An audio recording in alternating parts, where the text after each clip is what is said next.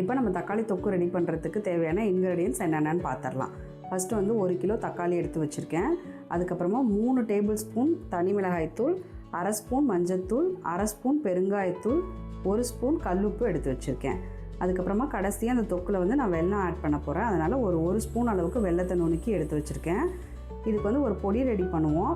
அதனால் 1 ஸ்பூன் கடுகு, 1 ஸ்பூன் வெந்தயம் எடுத்து வச்சுருக்கேன். இந்த தக்காளி தொக்குக்கு ஒரு நல்ல ஃப்ளேவர் கொடுக்கும்.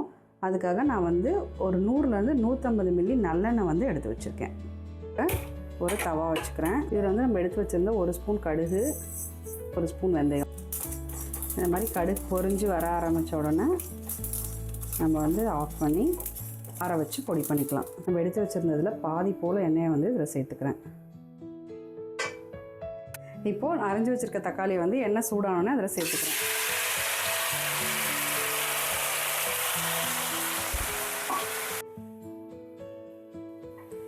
இதை வந்து நல்லா சூடு பண்ணிக்கணும், நல்லா வணங்கணும். இதில் வந்து நான் உப்பு மஞ்சத்தூள் மட்டும் சேர்த்துக்கிறேன்.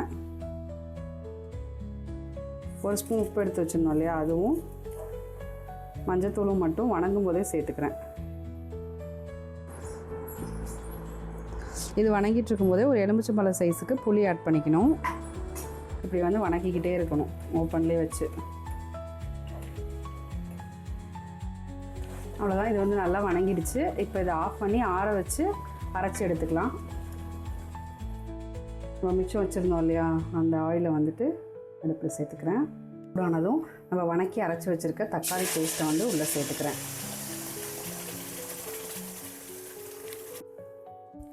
அதுக்கப்புறமா நம்ம பொடி பண்ணி அரைச்சி வச்ச கடுகு வெந்தயத்தோட பொடி ஆட் பண்ணிக்கிறேன்.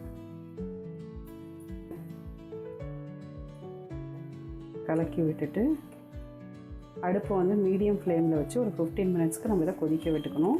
மூடி போடக்கூடாது. அப்படியே வந்து இது கொதித்து நமக்கு ஒரு ஃபைனல் ஸ்டேட்டுக்கு வரும்.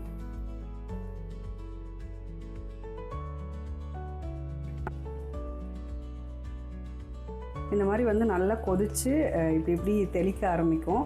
ஸோ அதுதான் வந்து கரெக்டான ஸ்டேட்டு. இப்போ வந்து நான் எடுத்து வச்சுருந்த வெல்லத்தை ஆட் பண்ணிக்கிறேன். எண்ணெய் அப்படியே பிரிஞ்சு வந்திருக்கும். ஒரு 15 மினிட்ஸ் கொதிச்சிருக்குது. இந்த ஸ்டேஜில் வெல்லமும் பெருங்காயத்தூளும் ஆட் பண்ணிக்கிறேன்.